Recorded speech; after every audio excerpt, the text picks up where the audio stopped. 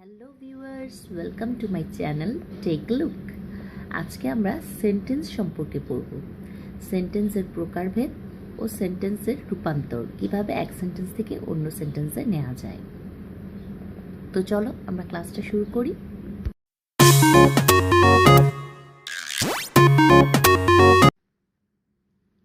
Sentence সম্পর্কে জানতে হলে আগে জানতে হবে সেন্টেন্সটা কি। সেন্টেন্স হচ্ছে কয়েকটি শব্দ পাশাপাশি বসিয়ে যদি আমরা কোনো অর্থ প্রকাশ করতে পারি, মনের কোনো ভাব প্রকাশ করতে পারি, তখন সেটা হয় সেন্টেন্স। এখন আসি আমরা সেন্টেন্স কত প্রকার। কেউ তুমি বলতে পারো সেন্টেন্স 5 প্রকার, আবার 3 প্রকার, এটা কিভাবে সম্ভব? দেখো, অর্থভেদে সেন্টেন্স 5 প্রকার হয়। মানে সেন্টেন্সটা কি অর্থ প্রকাশ পাচ্ছে সেন্টেন্সে, কোনো হ্যাঁ বোধক, না বোধক, প্রশ্নবোধক, আদেশ, উপদেশ, কি অর্থ প্রকাশ করছে সেন্টেন্সটা, সেই সেন্টেন্সটাকে অর্থভেদে 5 প্রকার হয় সেন্টেন্স।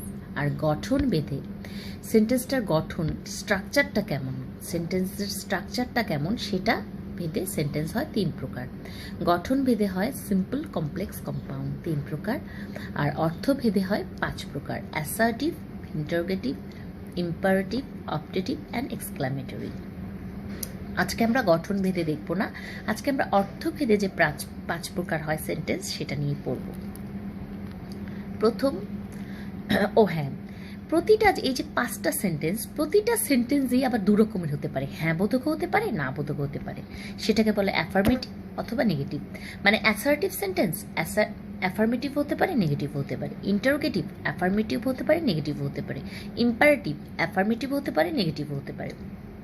অপটেটিভ অ্যাফার্মেটিভ হতে পারে, নেগেটিভ হতে পারে। এক্সক্লামেটরি অ্যাফার্মেটিভ হতে পারে, নেগেটিভ হতে পারে। দ্যাট মিনস এই যে 5টা সেন্টেন্স, এই 5টা সেন্টেন্সের প্রতিটাই 2 প্রকার, হ্যাঁ বোধক, না বোধক, 2 রকমই হতে পারে। তো প্রথম আমরা দেখি অ্যাসার্টিভ সেন্টেন্স। যে সেন্টেন্স দিয়ে আমরা সাধারণভাবে কোনো ঘটনার বর্ণনা করি, খুবই সাধারণভাবে বলা হয় কোনো কিছু, সেটাই হচ্ছে অ্যাসার্টিভ সেন্টেন্স। যেমন I am happy, he is a good girl. I am not happy, he is not a good girl. She is not a good girl. এগুলো হচ্ছে অ্যাসার্টিভ সেন্টেন্স, সিম্পলি কোনো কিছু বলা হলো তাকে। ইন্টারোগেটিভ, যে সেন্টেন্স দিয়ে কোনো প্রশ্ন করা হয়, কোনো ব্যক্তি বা বস্তু সম্পর্কে কিছু জানতে চাওয়া হয়। Who are you, where are you going, what class do you read in, কোনো প্রশ্ন করা হচ্ছে, তাহলে সেটা হচ্ছে ইন্টারোগেটিভ। তো অ্যাসার্টিভ কি? সিম্পলি কোনো ঘটনার বর্ণনা। ইন্টারোগেটিভ কোনো প্রশ্ন করা হলে। এবার আসি আমরা ইম্পারেটিভ। ইম্পারেটিভ, যে সেন্টেন্স দিয়ে আদেশ, উপদেশ, নিষেধ, প্রস্তাব, এই 4টা জিনিস বোঝানো হয়, সেটাকে অনুরোধও হতে পারে। আদেশ, উপদেশ, অনুরোধ, প্রস্তাব, নিষেধ, এগুলো বোঝানো হয়, সেটা হচ্ছে ইম্পারেটিভ। কিভাবে? দেখো, প্লিজ কাম ইন, অনুরোধ করা হলো। গেট আউট ফ্রম হিয়ার, আদেশ দেওয়া হলো। Let us go out for a walk, একটা প্রস্তাব রাখা হলো, চলো আমরা একটু হেঁটে আসি। তারপর নিষেধ করা হলো, ডোন্ট গো দেয়ার, নিষেধ। তারপর দেখো উপদেশ দেওয়া হলো। উপদেশটা কেমন হতে পারে? ধরো, অলওয়েজ স্পিক দ্য ট্রুথ, তোমাকে বলা হলো যে তুমি সবসময় সত্যি কথা বলবে, এটা উপদেশ দিলাম।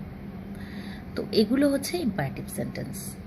আদেশ, উপদেশ, অনুরোধ, নিষেধ, প্রস্তাব, এগুলো যে সেন্টেন্স দিয়ে প্রকাশ পায় সেগুলো হচ্ছে ইম্পারেটিভ সেন্টেন্স।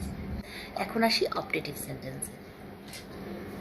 অপটেটিভ সেন্টেন্স দিয়ে মনের কোনো ইচ্ছা, প্রার্থনা বা আশীর্বাদ প্রকাশ পায়, এবং এই সেন্টেন্সগুলো সাধারণত মে বা লং দিয়ে শুরু হয়। যেমন long live our country, may God bless you, may Allah help us, এগুলো হচ্ছে অপটেটিভ সেন্টেন্স। মনের ইচ্ছা বা প্রার্থনা বা আশীর্বাদ যদি প্রকাশ পায়, সেটা দিয়ে হচ্ছে অপটেটিভ সেন্টেন্স, সেটা দিয়ে আমরা বুঝবো সেটা optative sentence. Exclamatory sentence. Exclamatory সেন্টেন্সে মনের আকস্মিক কোনো আবেগ প্রকাশ পেল, এটা দুঃখ হতে পারে, রাগ হতে পারে, হতাশা হতে পারে, যে কোনো কিছু হতে পারে, সেটাই হলো এক্সক্লামেটরি সেন্টেন্স। এক্সক্লামেটরি সেন্টেন্সগুলোতে ইন্টারজেকশন, তোমরা যে পড়েছিলে, ইন্টারজেকশন সেন্টেন্সগুলো যেভাবে এখানে তুমি পাও, ইন্টারজেকশন যেটাতে পাও তুমি, যেমন hurrah, what a nice car it is, alas I'm undone, oh the man is dead, এই ধরনের সেন্টেন্সগুলো যেগুলো সেগুলো হচ্ছে এক্সক্লামেটরি সেন্টেন্স। মনের আবেগ প্রকাশ পায়, আকস্মিক আবেগ, সেটা রাগ হতে পারে, দুঃখ হতে পারে, হতাশা হতে পারে, যে কোনো কিছু হতে পারে। সো আরেকবার আমরা একটা কুইক রিক্যাপ দিই। অ্যাসার্টিভ, অ্যাসার্টিভ হচ্ছে সাধারণভাবে কোনো ঘটনা যদি বর্ণনা করা হয় সেটা অ্যাসার্টিভ। ইন্টারোগেটিভ, যদি কোনো ব্যক্তি বা বস্তু সম্পর্কে জানতে চাওয়া হয়, মানে প্রশ্ন করা হয়। ইম্পারেটিভ, আদেশ, উপদেশ, অনুরোধ, নিষেধ, প্রস্তাব যদি কোনো সেন্টেন্সে প্রকাশ পায় সেটা ইম্পারেটিভ। অপটেটিভ, মনের ইচ্ছা, প্রার্থনা বা আশীর্বাদ। আর এক্সক্লামেটরি হচ্ছে আকস্মিক কোনো ফিলিংস যদি তোমার প্রকাশ পায়। একটু আমরা এক্সাম্পল দেখি। অ্যাসার্টিভ সেন্টেন্স যদি এটা হাবোধক বাক্যে হয়, Rumi is a good girl. না বোধক, Rumi is not a bad girl. Negative সেন্টেন্সগুলোতে নট থাকবেই, not, no. Interrogative, are you happy, এটা যদি নেগেটিভে বলি, আর ইউ নট হ্যাপি, এখানে কোয়েশ্চেন মার্ক হবে, আমি ফুল স্টপ দিয়েছি বলে এটা কোয়েশ্চেন মার্ক হবে। ইম্পারেটিভ, গেট আউট, আদেশ দেওয়া হলো। সিট ডাউন, আদেশ দেওয়া হলো। প্লিজ কাম হিয়ার, অনুরোধ করা হলো। Don't go there, don't do this, এগুলো নিষেধ করা হয়েছে আদেশের মাধ্যমে, সেগুলো হচ্ছে negative. Optative, may you live long, may you be happy, may God bless you, may you not be unhappy, তুমি কখনো দুঃখী হও না, এটাতে কোনো আশীর্বাদ, প্রার্থনা প্রকাশ পেয়েছে। Exclamatory, what a nice trip it is, hurrah we have won the match, hurrah we haven't lost the match. তো এখানে পজিটিভ, নেগেটিভ, মানে অ্যাফার্মেটিভ, নেগেটিভ, আমরা দুটো ফর্মই দেখতে পাচ্ছি। তো assertive, interrogative, imperative, optative and exclamatory, এবং এগুলো সবই হাবোধক হতে পারে, নাবোধক হতে পারে। দ্যাট মিনস অ্যাফার্মেটিভও হতে পারে, নেগেটিভও হতে পারে। আরেকবার আমরা মনে করিনি কোনটা কি। অ্যাসার্টিভে সাধারণভাবে কোনো ঘটনা বর্ণনা করা হয়। ইন্টারোগেটিভে প্রশ্ন করা হয়, কোনো ব্যক্তি বা বস্তু সম্পর্কে জানতে চাওয়া হয়। ইম্পারেটিভ সেন্টেন্সে আদেশ, নিষেধ, অনুরোধ, প্রস্তাব, উপদেশ, ইম্পারেটিভ। অপটেটিভ, মনের ইচ্ছা বা প্রার্থনা বা আশীর্বাদ প্রকাশ করা হয়। আর এক্সক্লামেটরি, মনের কোনো আকস্মিক আবেগ প্রকাশ করা হয়, রাগ, দুঃখ, হতাশা, যে কোনো কিছু। তো এই হলো সেন্টেন্স। এখন আমরা আজকে দেখব অ্যাসার্টিভ আর নেগেটিভ সেন্টেন্সে কিভাবে আমরা অদল বদল করতে পারি, কনভার্সন অফ সেন্টেন্স। অ্যাসার্টিভ থেকে আমরা নেগেটিভে নিব, অ্যাসার্টিভ থেকে আমরা ইন্টারোগেটিভে নিব, আর সেটা যদি অ্যাফার্মেটিভ মোডে থাকে সেটাকে আমরা নেগেটিভ করে দেখব কিভাবে করা যায়, আবার নেগেটিভ থেকে পজিটিভ, আবার সেটাকে আবার ইন্টারোগেটিভ, সেগুলো আমরা কিভাবে করে এখন আমরা সেটা দেখব। কনভার্সন অফ সেন্টেন্স, তোমরা মনে রাখবে যদি অক্সিলারি ভার্বে যদি বি ভার্বগুলো থাকে, am, is, are, was, were, shall, will, এগুলো যদি থাকে তাহলে সিম্পলি তার পাশে নট বসিয়ে সেটাকে নেগেটিভ করে ফেলতে পারবে এবং সেটাকে সামনে নিয়ে এসে তাকে ইন্টারোগেটিভ করে নিতে পারবে। এটা খুব সিম্পল। কিন্তু আমি অক্সিলারি ভার্ব শুধু বি ভার্বের কথা বলেছি, আমি হ্যাভ ভার্ব আর ডু ভার্বের কথা এখনো বলিনি। হ্যাভ ভার্ব, ডু ভার্বে একটু ব্যতিক্রম ধর্মী নিয়ম। তোমরা শুধু মনে রাখো am, is, are, was, were, shall, will, can, could, may, might, এগুলো থাকলে আমরা এগুলোর পাশে নট বসিয়ে যদি নেগেটিভ করতে চাই নেগেটিভ করে ফেলতে পারবো এবং এগুলোকে সামনে নিয়ে এসে আমরা ইন্টারোগেটিভ করতে পারবো। দেখো, ইউ আর হ্যাপি, এটাকে নেগেটিভ করতে হলে you are not happy, interrogative করতে হলে আর ইউ হ্যাপি, আরটা সামনে নিয়ে গেছি। Negative interrogative, are you not happy. এখন যদি এই বি ভার্বগুলো না থাকে, অক্সিলারি ভার্বগুলো না থাকে, যদি মেইন ভার্ব থাকে, আই লাভ মাই ফ্যামিলি, তখন কি করব? তখন আমরা ডু ভার্বটা ধার নিয়ে আসব। আমরা I love my country, I love not my country এটা আমরা বলতে পারবো না, বা লাভ আই মাই কান্ট্রি এটাও বলতে পারবো না। এটা যেভাবে করেছি আর এর পাশে নট বসিয়ে আরকে সামনে নিয়ে এসেছি, কিন্তু মেইন ভার্বের ক্ষেত্রে আমরা তা করতে পারবো না। আমাদের ডু ভার্ব ধার নিতে হবে, do, did or does. Person আর নাম্বার আর টেন্স অনুযায়ী আমরা ডু, ডিড, ডাজ ধার নিব। আই লাভ মাই কান্ট্রি, আইয়ের সাথে এটা যেহেতু প্রেজেন্ট টেন্সে আছে তাহলে আমরা ডু আনবো, ডাজ নিব না। কেন? ডাজ শুধুমাত্র থার্ড পার্সন সিঙ্গুলার নাম্বারের জন্য হবে, বাকি সর্বক্ষেত্রে ডু হবে। তাহলে I do not love my country. আর এটাকে যদি আমরা ইন্টারোগেটিভ করি, do I love my country, sorry এখানে ফ্যামিলি লিখেছি, do I love my family, don't I love my family. তো এখানে সিম্পল যখন মেইন ভার্ব থাকবে তখন আমরা একটা ডু ডিজ অর ডাজ, মানে do did or does, that means do verb আমরা ধার আনবো সেন্টেন্সের টেন্স এবং নাম্বার অনুযায়ী এনে তার পাশে নট বসাবো এবং তাকে সামনে আনবো এনে এটাকে নেগেটিভ ইন্টারোগেটিভ করবো। দেখো, she likes her toy very much. She third person singular number, তাই ভার্বের সাথে এস যোগ হয়েছে। এখন আমরা ডু ভার্বের কোন ফর্মটা নিব? আমরা ডাজ নিব। দেখো, শি ডাজ নট লাইক, যেহেতু ডাজ এসেছে এখানে মূল ফর্মটা বসে যাবে like. She does not like her toy very much. এটাকে ইন্টারোগেটিভ করি, does she like her toy very much. এটাকে নেগেটিভ ইন্টারোগেটিভ করি, একবার ইন্টারোগেটিভ করতে পারলে তুমি নেগেটিভ ইন্টারোগেটিভ করতে পারবে, কারণ তুমি ডাজের পাশে নট বসিয়ে দিবে। এটা মাঝখানে তুমি শি অ্যাডও করতে পারো বা শির আগেও তুমি নট আনতে পারো, কোনো প্রবলেম নেই। Does she not like her toy very much. দেখো পাস্ট টেন্সে, he worked hard, worked past টেন্সে আছে, তো আমরা ডিড আনবো।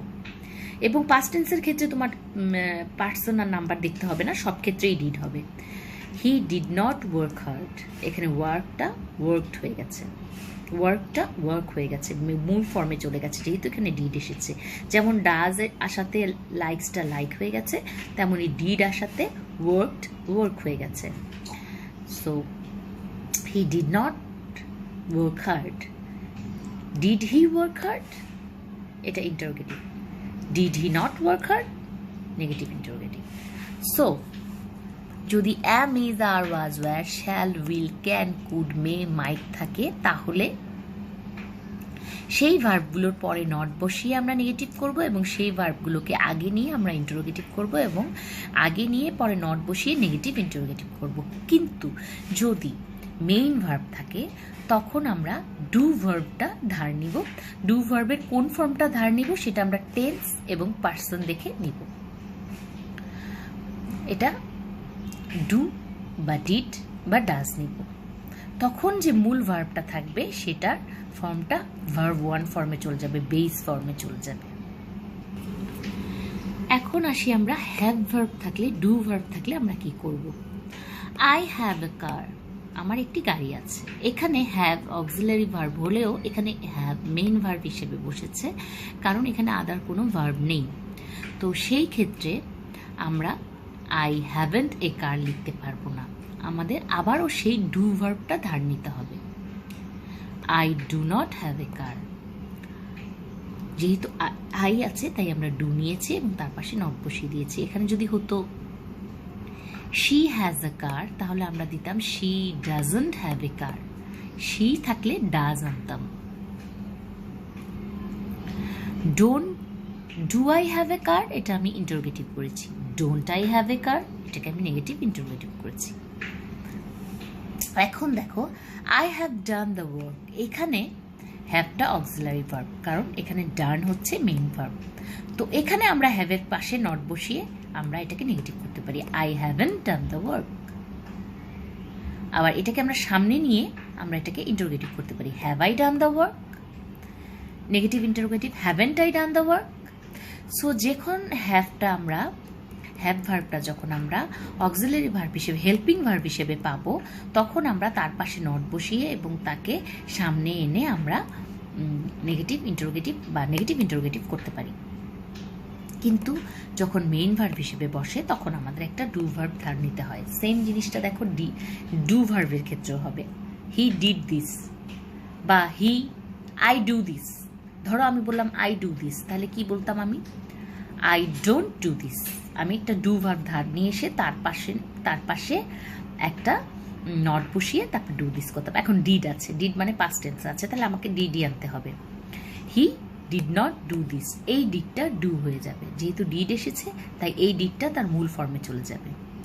Did he do this, question করলাম, ইন্টারোগেটিভ।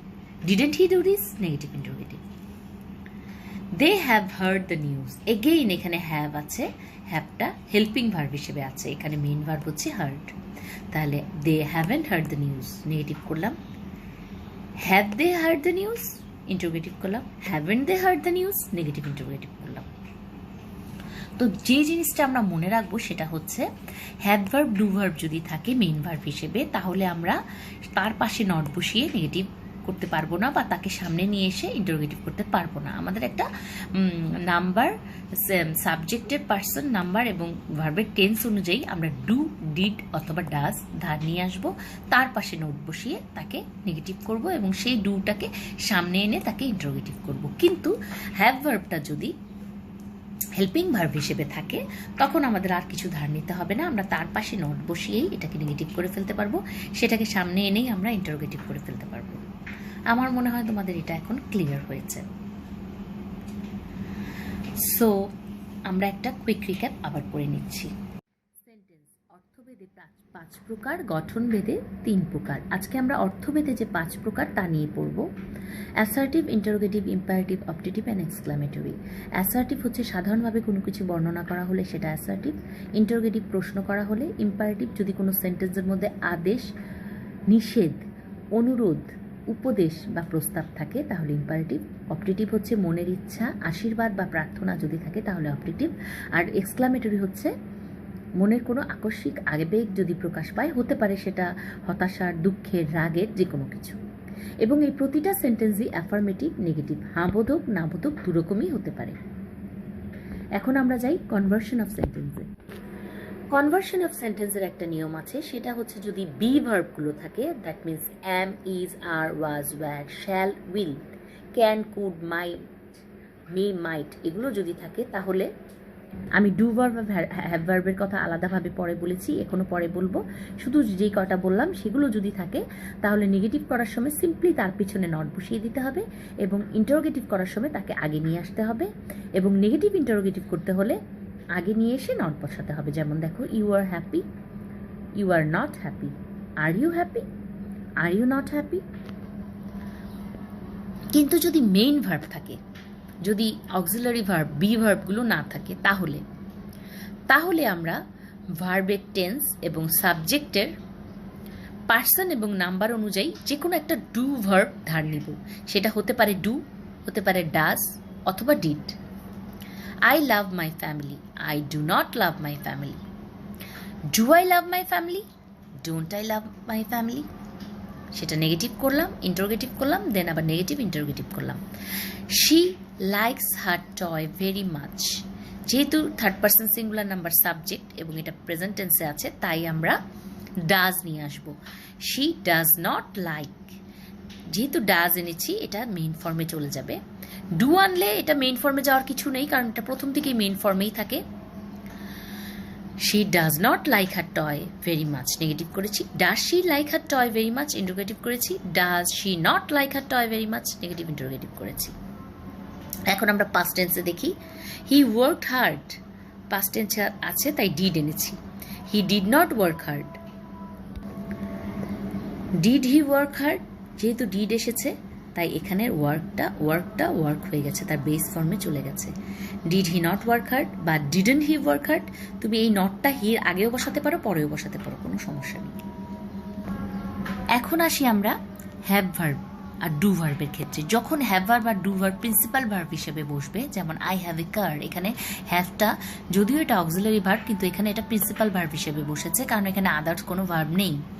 তো এখানে আমরা যখন এটা প্রিন্সিপাল ভার্ব হিসেবে বসবে তখন আমরা ডু ভার্ব ধার নিয়ে আসবো সেই প্রিন্সিপাল ভার্বের মতো।